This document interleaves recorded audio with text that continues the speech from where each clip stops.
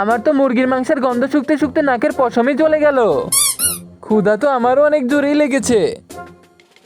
আশেপাশে কেউ নেই, চল এক পিস তো খেতে দে।